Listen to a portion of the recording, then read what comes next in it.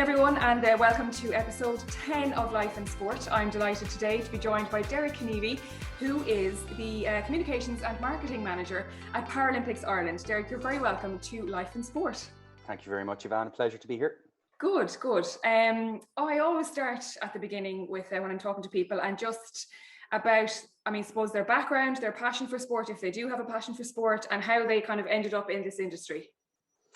Yeah, I suppose I have a meandering route through to working in sport, but it all began, I suppose, with a love of sport. I ever since I was old enough to kick a football, and particularly Gaelic football, I have loved it and played it, and stupidly still try to play it to this day. And unfortunately, I never quite had the ability to pull on the maroon jersey that I'd always wanted to. So, I mean, if you can't play it, the next best thing to do is work in it. So, through a lot of determination, I suppose, and maybe a certain amount of stupidity, I've ended up finding a job in sport. But it was a long route. I would have been, as a teenager, I would have been on the fringes of some of the underage Galway teams, but never quite at that level. But I loved being in around sport and being in around people who were very good. And I was actually the Galway minor team that I didn't quite get onto the panel for, ended up being an extremely good minor team. And they would have won the under-21 championship eventually. So I was around a lot of very good players at that stage, and it kind of gave me a desire to be around people like that. And when you're not good enough to do it yourself, sometimes it's just really rewarding to be around people who are at that level, because, and as you know, Evanne, I would imagine, when you're around people who are elite at what they do, you pick up so much that you use yourself in your own life and your own career. And that's been the way for me. So I've gotten into sport through not being very good at it, but still wanting to be involved. And, here I am today. That's most of our stories, to be fair. Most of the people I'm talking to in this series are coming at it from the same perspective. So, what kind of jobs did you have before you went to college? What did you decide to do in college? Were you aware of, the reality that there are careers in sport? I mean, a lot of people weren't. Like back when I did my leaving cert, I hadn't got a clue really. But just what was your story? Well, I wasn't really aware of how to get into sport, and what I always did was I followed my interests. So if I found something interesting, I went and did it. So when I came out of the leaving cert, and I didn't know what career I wanted.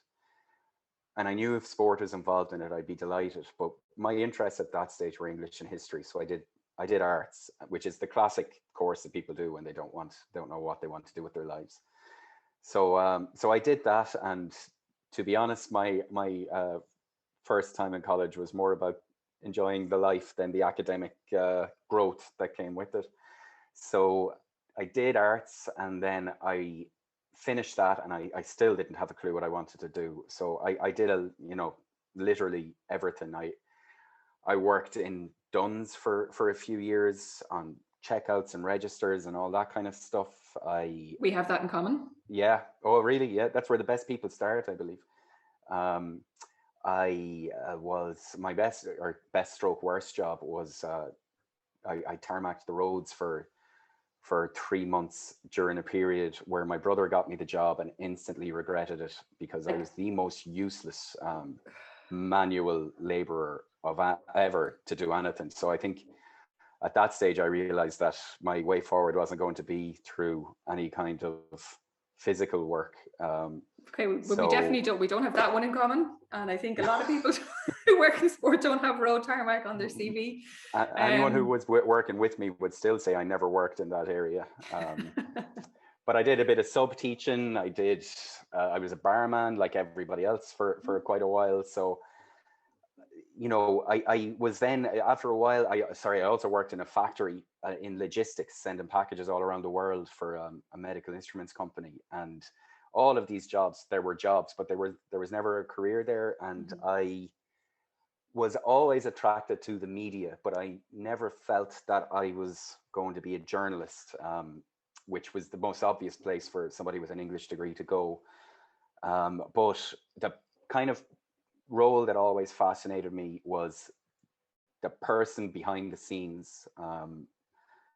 You know, like if you ever watch The West Wing, it's the press officer. It's that person who, you know, a terrible comparison, I suppose, is The Godfather, when you've got the consigliere working in the background. So, you know, I always loved that, despite it being horribly criminal. So I wanted to be the person behind the scenes, and found public relations, and then just looked for how I could get into that. And I found the master's degree in what was then the Dublin Institute of Technology, and applied for that and got into it. And a year later, then I qualified with the master's degree.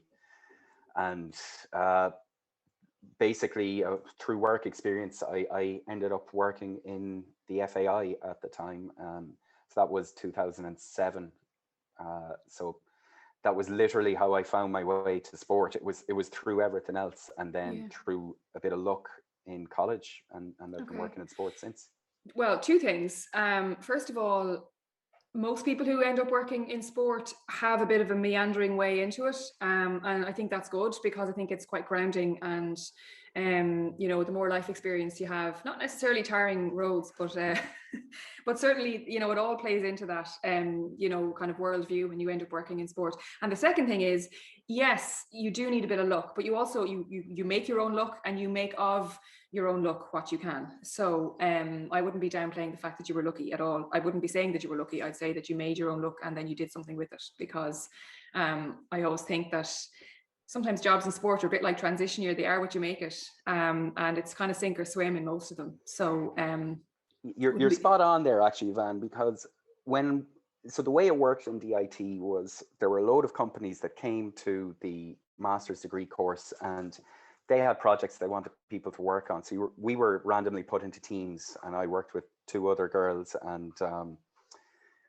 unfortunately one of them had to drop out, but myself and the girl that were left, we had applied for a course, or for a project. We were accepted, but at the same time the FAI came along, and they had this project of the under-19 European Championships elite phase qualifiers, which is a mouthful basically to say a small qualifying group, pre-qualifying for the European Championships. So we applied for that, and we got it. And so we turned down the job that we were very kindly offered, and we took the FAI job. And so, but what was it? Was it to promote this series, or was it to come up with their marketing strategy, or what was it? So we had to do both. So we had to write a plan for a marketing plan, essentially, and marketing communications to get people to go to watch the Irish team specifically at those European Championships down in Terryland, as it was, AMDC Park now, and get as many bums in seats as we could. And I'm from Galway, so I had the local knowledge, and we had to write a fairly comprehensive plan between the two of us, and then we had to go and make the plan work. So we targeted schools. So we were in my old school in St. Mary's in Galway. We were in the Bish. We were in all of the local schools, you know, getting tickets out there. We were on Galway Bay FM, in the Connacht Tribune. We were doing all of these things just to promote the fact that this team was playing in Galway, and to try and get people to come to it. And there isn't a great, like, despite what people think, there's not a great tradition of supporting underage Irish international teams, because you know, there's not, it just hasn't been that way, and we had to try and capture attention for it. So luckily for us, it went really well, and that series of matches ended up being the best attended across all of the different European Championships that were held that year. It's quite similar now to the way the European Championships that are ongoing now, you know, they were in various different cities, and then everyone came together, and then you had the European Championships. So of all the different cities, it was the best attended. We had 1,200 at one match, which doesn't sound huge, but it was for us in the under-19s. So we were delighted, and then subsequently we both got kept on. So my colleague at the time ended up going directly into the communications with the FAI, and she within, actually we hadn't even submitted our thesis, and she was the communications executive for the Irish senior international team, so she got the dream job. But for me, I ended up in marketing. There was a role that came up, and they asked me, was I interested in staying on? So I ended up working in it was the corporate relations department at the time, which was essentially just a way of saying you do everything. So I would have worked in the executive box, I suppose you'd call it, for all the home internationals. So we would be doing seating plans. We'd be like, a lot of what I did for that year as an intern,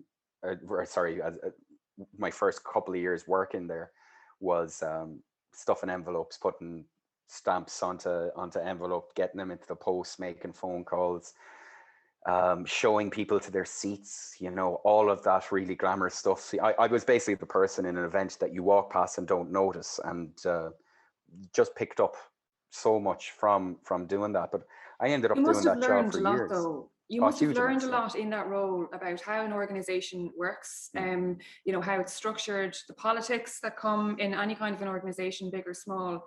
And you must have had an insight into some of the roles that you would have been eyeing up for later years. It's a job where, and I think it's typical of the communications role in sport. You get to know and you get to do everything. So you're across every area of sport. So I would be out on the pitch before the game. I'd be out with the flag bearers, getting them into position. I'd be up with the VIPs, showing the president to their seat before the game. I would be taking down the dignitaries to the tunnel and standing beside Lionel Messi at one stage, and all of these kind of things. But you're literally, and then during the game, I would be sprinting through the back of the stadium, not seeing any of the match, because the programs need to be moved from one area to another, and I was responsible for the distribution of the programs throughout Croke Park first, and then the Aviva Stadium. And then you get to know all of the, so the way the FAI was structured is you had huge amounts of delegates from all over the country, from each individual league, from each county. They came together. They were the national council. They would all attend the matches. All the board would attend the matches. Then you would have a lot of politicians. You would have international dignitaries, all of that. And our team's role was to look after all of those people. Like, the work that goes into a senior international match day it was huge, and you just wouldn't have realized the amount that's going on behind the scenes as you're watching a match. But for each game, there was weeks and months of work and planning that we did, and I was literally involved. Now, I was the lowest rung on the ladder at this stage, so you were involved in every part of the organization, and that was like, kind of going back to your previous question about determination and taking your chances. This all happened because, as interns, myself and my colleague, we obviously impressed enough people to be kept on. And then just being kept on doesn't mean you stay. You still have to prove yourself time and time and time again, and slowly start to climb the ladder, and become more secure and gain as much experience as you want. So I was working in marketing and events as it was at the time, but I always wanted to go to communications. So for me, it was about, learning everything I could, but eyeing up where I wanted to go next and getting the experience that I wanted, that I needed to do that. So did you start, obviously you had this role and you were general dog's body, you were doing everything for everyone, but also from your point of view, it was a great learning curve because, you got an insight into so many parts of an organization. But were you looking around during that time or towards the end of your time at, what roles were coming up outside of that organization? Were you keeping an eye on the sports industry? Yeah, like, the thing about the sport in Ireland is it's tiny. Like, we all know It's so each other. small. Yeah. It's incredible. Like, we all know each other, and everything, anything that happens in any sport, you'll eventually hear about it. Now, you probably a lot quicker than me, Evanne, but it's still, it's a small echo chamber. So you're always looking around. Now, for me, I wanted to do communications, and I needed to have a small bit of experience in that area. And because it was small, and because journalists often tended to be brought into those roles because of their obvious experience, those opportunities didn't come for me as quickly as I wanted.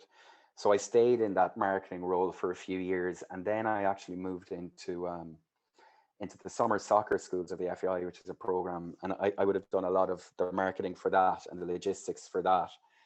Uh, but I did that for a year, and then a position came open in the communications department in the FAI, and I moved into that role under Peter Sherrod, who's now the CEO of the OFI, and worked in there for a year. And it was finally in communication, so I was writing the match day programs, and I was the press officer for, like, I got to go to the under-21 Europe, or it wasn't a world or European championships, but it was an international competition in Malaysia, and was over there and got my first taste of crisis communications for a really bizarre reason. But on that team, there was likes of Stephen Ward and Alan Judge and a few other lads who went on to play senior international football. So I had to bide my time.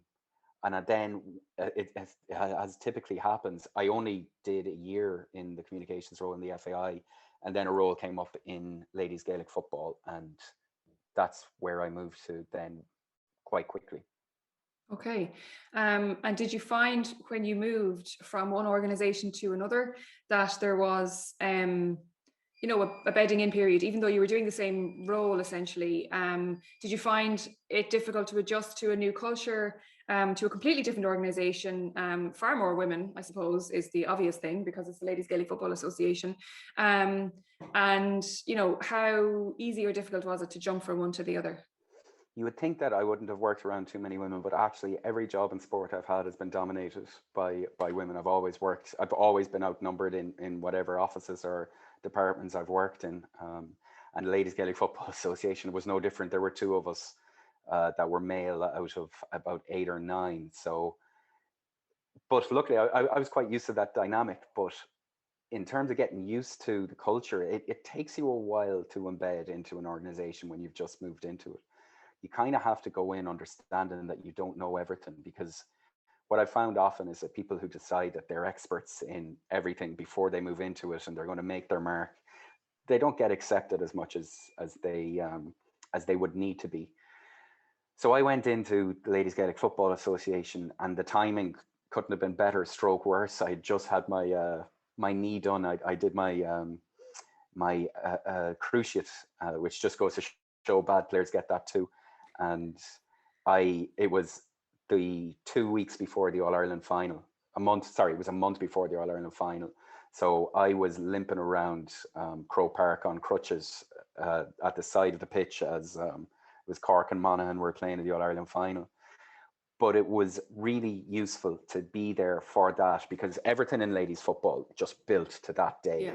It was the day, and I got to see how everything worked and how the match was promoted and how the counties worked together and how the team in the LGFA, which is a really good, really tight team, what their roles were and what they did on match day, and how the event took place. Because again, much like the FAI, everyone is watching what's happening on the pitch, but behind the scenes there's so much going on, and you've got such a small team. And when we went into Crow Park for the All-Ireland final, we had a lot of experienced stewards and the likes from the GAA who were around, but we took over and we did this one day a year. And it was just really interesting to just be part of that for that first year. But it basically served to be, it was a big event immediately, and then allowed the insight that I needed then to plan for the 2013 All-Ireland final. And it was, it was a bit of a baptism of fire, but it was really good to see how it all worked, not to have any preconceived notions, and then understand, okay, now I know how my role is going to fit into this organization. How am I going to help what was essentially promote the All-Ireland finals and get bums on seats? Because like, people look at Crow Park now for the All-Ireland final and they see, like, it was 56,000, I think, for the last pre-COVID All-Ireland final. Yeah, But I was there. An Yeah, absolute washout. yeah, but my first All Ireland final, which was 2012, so not in, you know, an awful long time ago, but there were 16,000 people at that. So you've gone from 16,000 in 2012 to 56,000, you know, 10 years, sorry, 8 years later, I suppose it was. So how did we grow it at that stage to that, you know, to being that event? And then Jackie Cahill has taken over from me since when I moved to Paralympics Ireland, and he's taken what we had done and he's moved it on to another level again. So it was a very interesting time in a sport that's just exploded. Yeah, it really has. In a lot of ways, like our participation level as well, you know, for younger girls. What was your favorite part of the job? Because it's such a varied role, isn't it? Communications, like you're talking about All Ireland Final Day, but that's one day in the year, and I know a huge amount of planning goes into that day.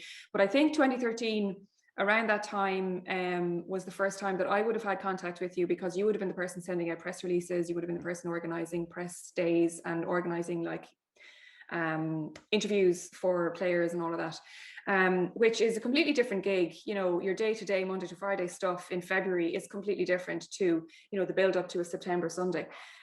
So, you know, what was your, just to give an idea of the role, like what were the differences between, you know, the I suppose there's a bit of journalism in that role as well, because you're writing releases, you know, you're writing previews, you're writing reviews, you're putting together match reports. So did you enjoy that part of it?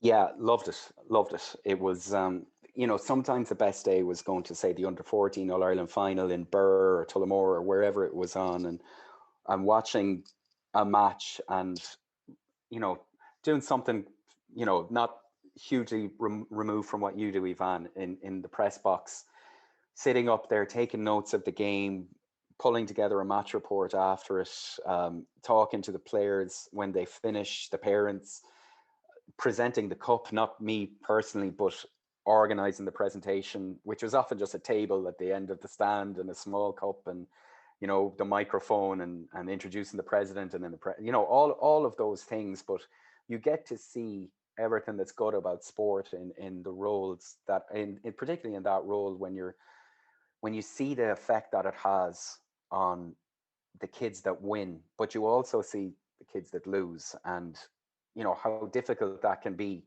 But a year later, that same group of children or girls that lost would be back at a higher grade, and they'd be back competing to win it, and often they did. And you know, it was lovely to see those kind of things. Like I would have seen, say, the Dublin ladies team that have dominated the last few years in at senior level, but I saw them lose two All Irelands Oh at Croke yeah, Park, and the they most had a rough road. heartbreaking loss that ever happened.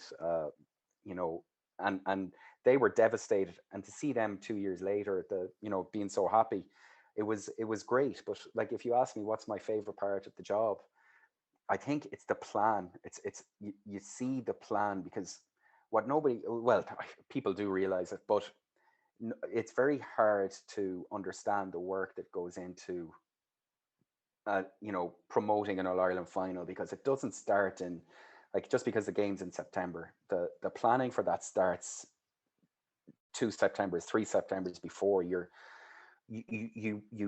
do a long-term plan to try and get as many people into the final as possible, but you do that by targeting the other games and trying to generate that interest as early as you can. So seeing the you know, the numbers come through the gate on the day is just it justifies all the work that you've done for 3 to 4 years, but it also shows that each breadcrumb you put along the path was worth it, and everything that you did was worth it. And it's particularly good because, and sometimes people in my role might get a bit of more credit than we deserve for that, because there were a lot of other people that would be working behind the scenes, and it's pulling all of those passionate people. And you know, from sport, those passionate people, they can go one way or they can go the other way. They can be your biggest help, or they can be the people that were most protective of their territory and don't want you to get involved. So when you're able to create that kind of team dynamic and work towards getting that single purpose together, and then watch it being delivered, and you understand that everyone has come together and worked together, and we've all had the vision and got everyone through the gate. It's just seeing that plan, kind of like, like the A team, you know, love it when a plan comes together, but it's that kind of the fruits of your labor just kind of coming together and blossoming. That's the most rewarding part of the job for me. So it's big picture stuff. Yeah, that's interesting. Hmm. Okay, moving on to your current role, which I'm really excited to talk about because it's a huge year for Paralympics Ireland, and obviously it's a year later than we wanted or wished for, but at least it looks like the games will go ahead at this point. There's so many competing views on it, but I suppose from the athlete's point of view, they're vaccinated, they've worked so hard. It's been 5 years since the last games, and they, I presume, are not reading the newspapers and trying not to look at the various reports coming out of everywhere and opinions coming out of everywhere about the Paralympic Games. But a huge summer ahead, and a massive team of Irish athletes. So give us an idea. I mean, obviously COVID ruined a lot of plans, but from the point of view of planning for a Paralympic Games, in the communications department, give us an idea of what that's like. Yeah, it's been challenging. It's been a totally different experience. It's a really different experience working with athletes, elite level athletes, and these are the best that Europe and the world has to offer, and they happen to be Irish because they've got a totally different mindset. So, you know, COVID and all of those issues that have come up, they're able to navigate those in a way that I don't think other people could, because they're so focused. They don't care about anything else that's going on around their sport.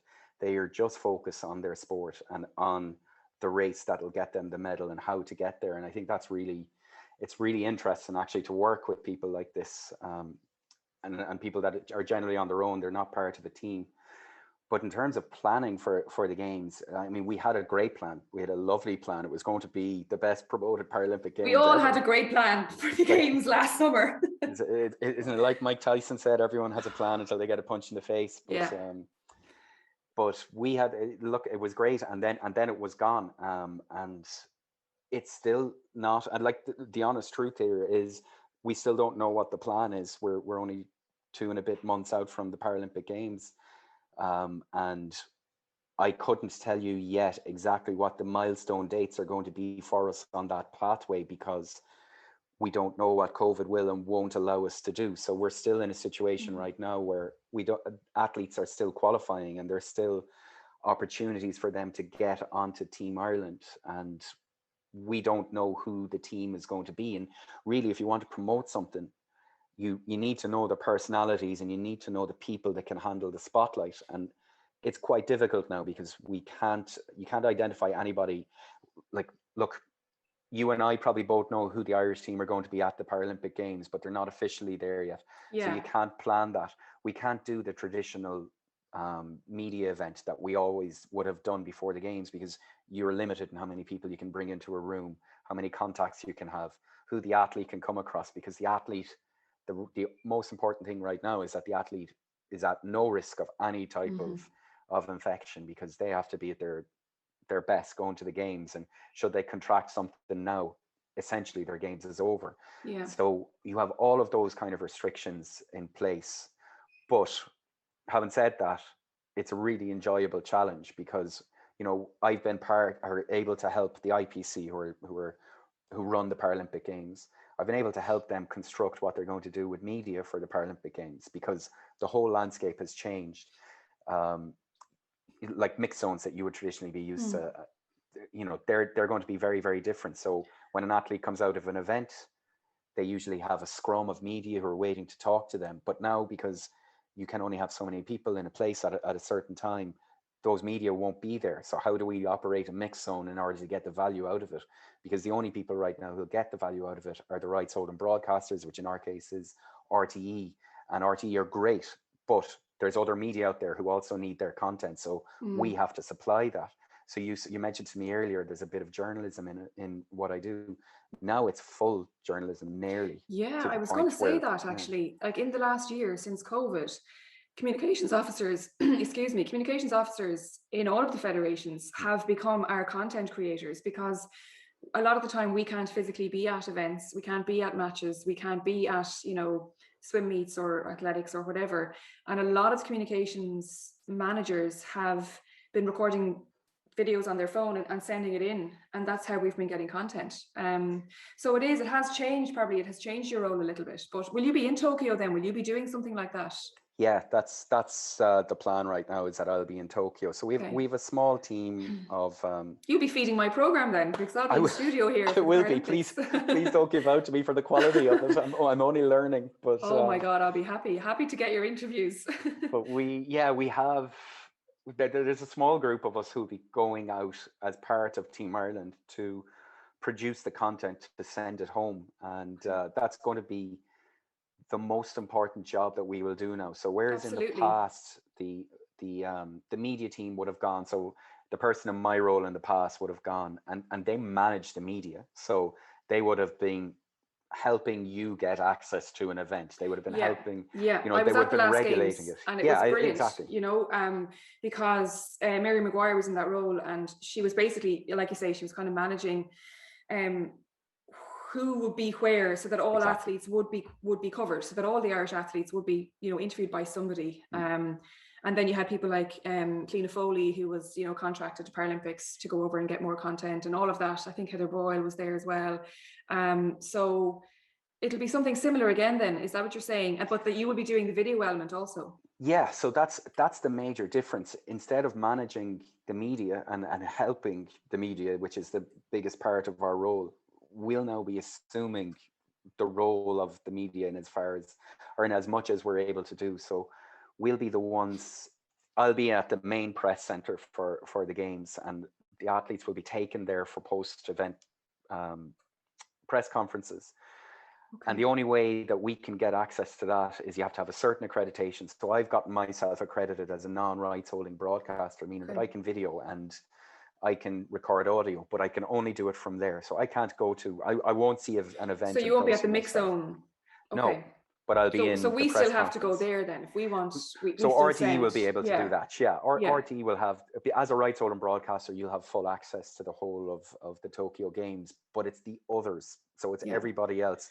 And there's a huge requirement now on NGBs to produce our own content for our own channels, and like that's the single biggest change since I've started is social media stuff. Social media, and there's a demand for content, and you have to fulfill that demand. So regardless of what the media is doing, we would still have to be producing our own content for our own channels.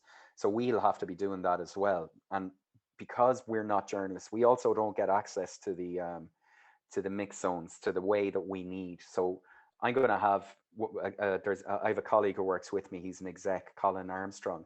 He's really, he's been with me for a year now, and he's actually going to embed with the Irish team. So he's going to have a really interesting experience at the games, his first major sporting event like this. But he's going to be going to the pre-camp for, you know, for acclimatization with the team. Yeah. And he's going to be embedded in the bubble, and then he's going to travel on to the athletes' village. And he's going to be embedded with the team, but he won't be allowed to leave the village. So each day, there'll be pieces of content filmed and produced by Colin from the village, and that's going to be our role. So it's way outside what we should, in a perfect world, what we should be doing. So essentially, Colin is going to turn into a producer, a presenter, and an interviewer at the same time, and trying to get all that back to Ireland, and, you know, into your show as well, Evanne, as the, you know, in Dublin. Yeah. And I'll be doing similar then immediately post race when the athletes come to the main press center, but also coordinating the rest of the media team around, because like with the Paralympic team, you have so many different sports and they're all happening at similar or different times in different locations. Like our biggest challenge right now is paracycling, which is, you know, probably maybe the second biggest group of athletes going to any one particular sport outside of athletics. It may be bigger, it's quite similar, but we're hoping that there's medals there, but they're 100 kilometers away from everything else. So we have to figure out, and we have, so we, through Thanks to Cycling Ireland, we've got a guy who's going to go over and cover paracycling for us specifically. So he's just going to do cycling and embed with, well, he won't embed with the team because he's going to be there as an accredited journalist. So he won't actually have access to the athletes in the same way as the athlete village. But he's going to be there and he's going to produce the content that we need to get back home to everyone else. So it's my job to kind of coordinate all of that and to come up with the plan that means that we're still going to get the content home that we need for all of the Irish-based media. You are going to be run off your feet, can I just say? Yeah, like the Olympics and Paralympic Games are like nothing I have ever experienced before, because there is something happening at 6 a.m., 7 a.m. The rowers are getting ready, or the sailors are waiting for the wind to pick up. And then likewise, there's like 100-meter finals at like 9 o'clock at night. So the days are very, very long. Now, I suppose the only difference this time is that you won't be allowed to go to 4 places in one day because COVID regulations just won't allow it. So that's probably a good thing, because you do end up working 18, 20-hour days at Olympics without a day off. In a certain way, you're right, because but your job sounds like the pressure. It just sounds like so much pressure, you know, to create so much content, not only for your own channels, but for non-rights holders as well.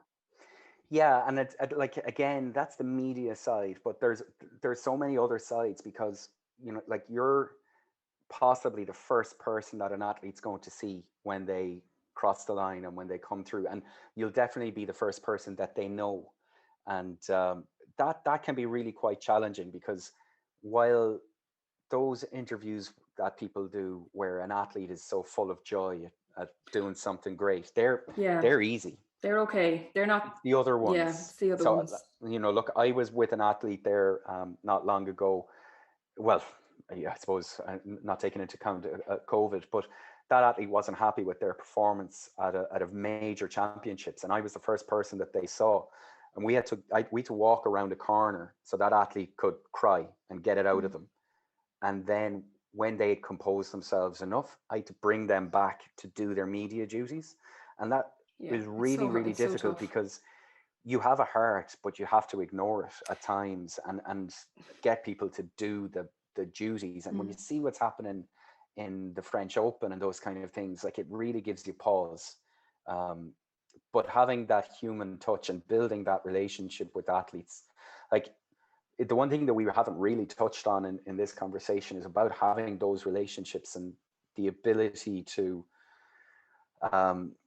call, or to either help people, or to go the opposite and give them a kick and that kind of thing. It's really important knowing people and understanding it, and having the relationships with the media, and having the relationships with the administrators, and all of those. Like, you just, most of my day is taken up with trying to keep people on side, and that is really challenging and really interesting. And if you're good with people, my job is one that you're born to do.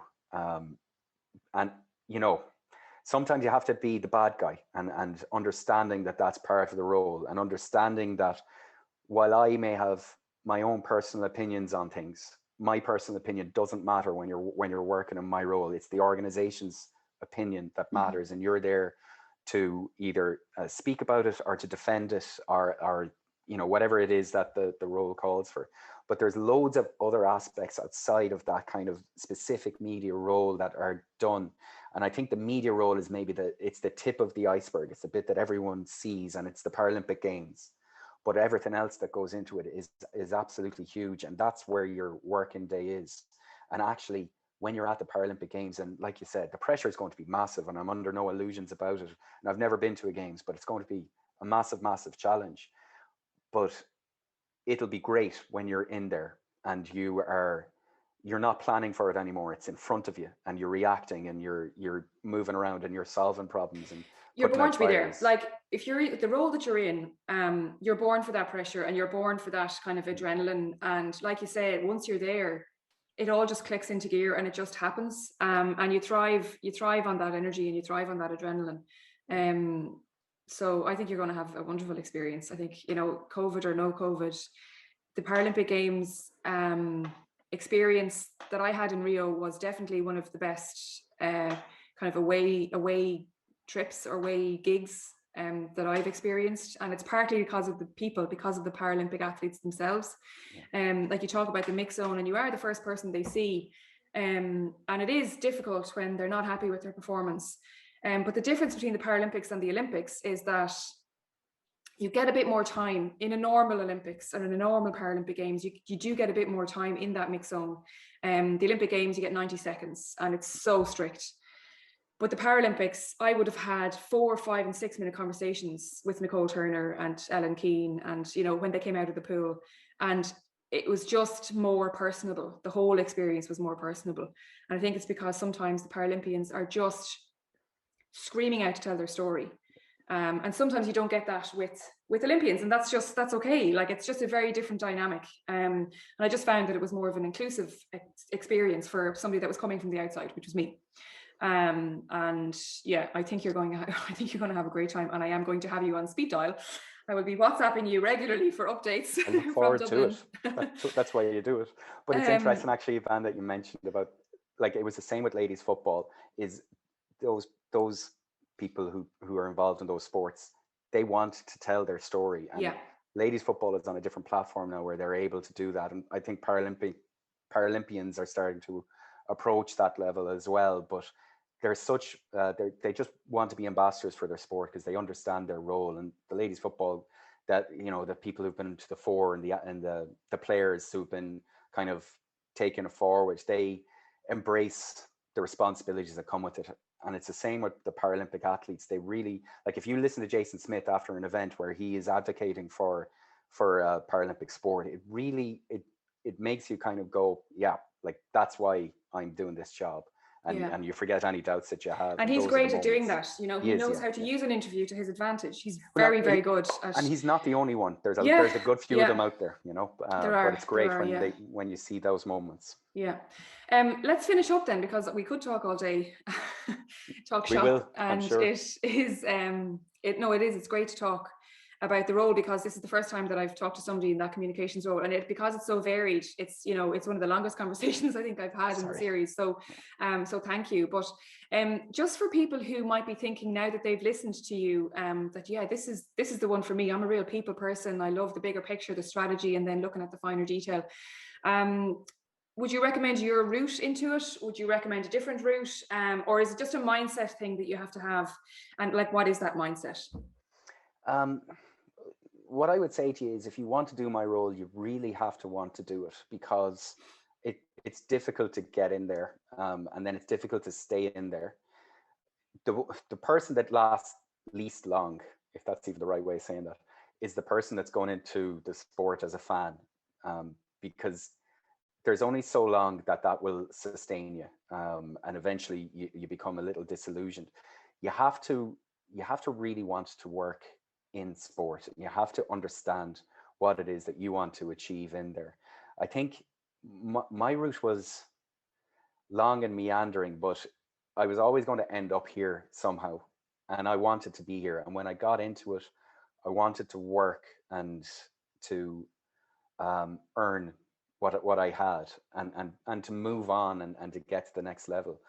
If I hadn't wanted it, I would have left it. And I think if you come into it, you really need to want to work in this area, because look, there's a lot of knockbacks that come along the way. There's a lot of failures. I mean, like, I've talked about good days, but there's been a lot of bad days.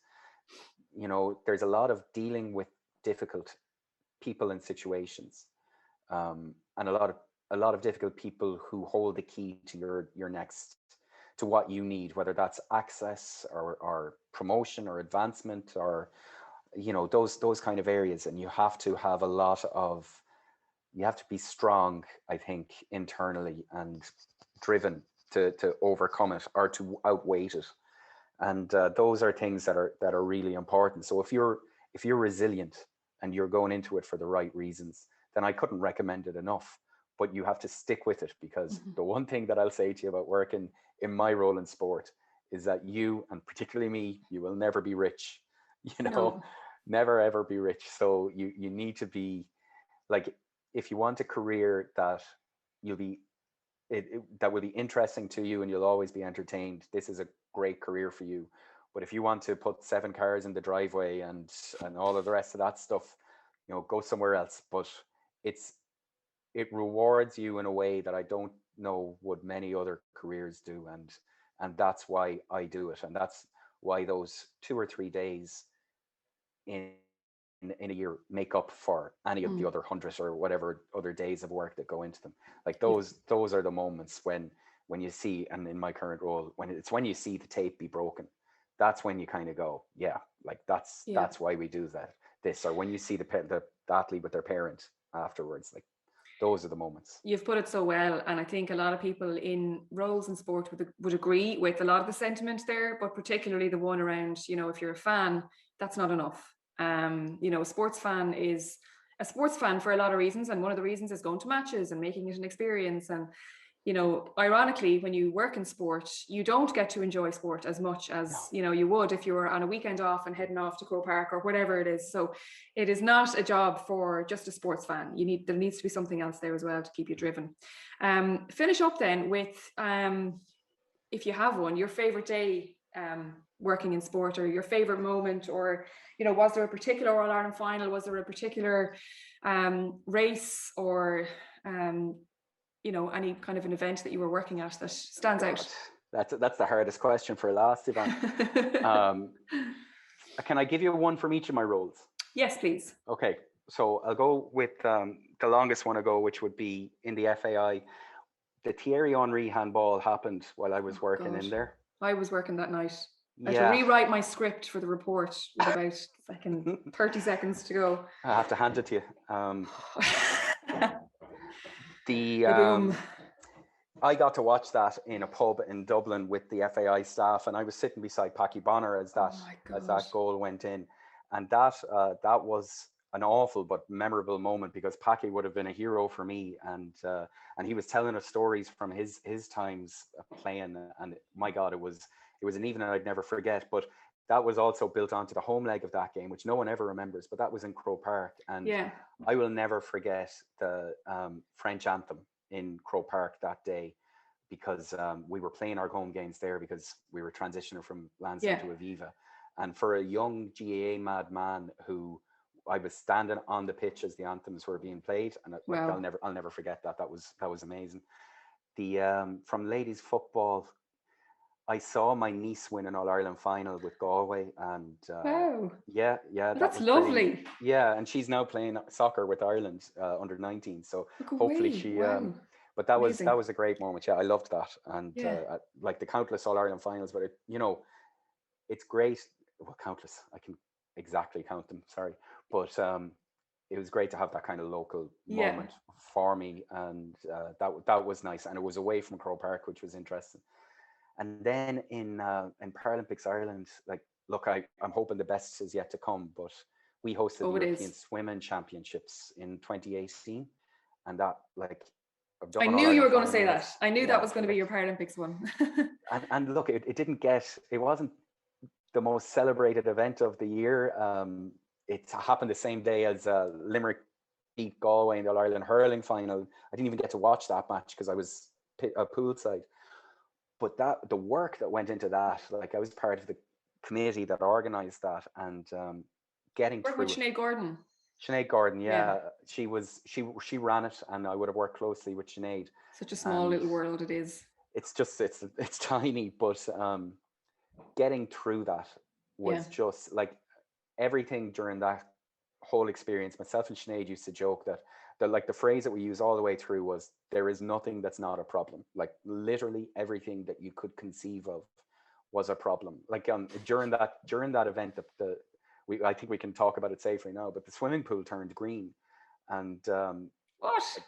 Yeah, nobody noticed it at the time, but the swimming pool turned green, and that was an interesting experience. That happened in Rio as well, at the diving pool it turned green. But luckily people thought it was because we're Irish, and it was an effect that we were doing, but no, not planned. So to get through that, and I remember sitting down with Sinead Gordon and a few of my other colleagues in Paralympics Ireland, Dave Malone and a couple of the others, and there was a marquee out the back, and I think at about 1:00 in the morning we got to finish on the Sunday, the last day of the games or of the competition, and I think Ellen Keane had won her medal that day. So we were in the marquee and we just sat down, and I just remember having a drink with the lads in a circle. And I don't think we were even talking at that stage because the exhaustion levels were through the roof. And it was just that relief, just sitting there. Like, it wasn't the medals, it wasn't hearing the anthem, it wasn't seeing the flag be raised, it was none of that stuff. It was the being there with my colleagues and my friends, and the relief that went with getting through it. Because like those 2 or 3 moments that I talk about that happened during a year, like, those are the moments, and they tend to be shared with the people that you're working with, because like, survival is a strong word, but you've just survived something. And it was during international matches, the home internationals were just chaos, and it was the same with the All-Ireland final days in Croke Park. And then the closest I'd come with Paralympic sport was hosting the European Championships, and that was bigger and more stressful than any of those other huge events. So those are my 3, and sorry for being so long-winded. Not at all. I think you've painted an exhilarating yet realistic picture of what it is to work in communications and marketing and sport. And I'd be surprised if there aren't people, who are listening and watching going, oh, that's for me, because you're so passionate about what you do. It really comes across. So thank you so much. And I've absolutely no doubt, Derek, that the best is yet to come with the Paralympics, because this team is so strong, and it's getting stronger as well by the day. So the best of luck in Tokyo. I will be annoying you on the WhatsApp for updates. I look forward to it. And thank you so much for joining me today on Life in Sport. Derek Kinneavey, thanks a million. Thank you, Evanne.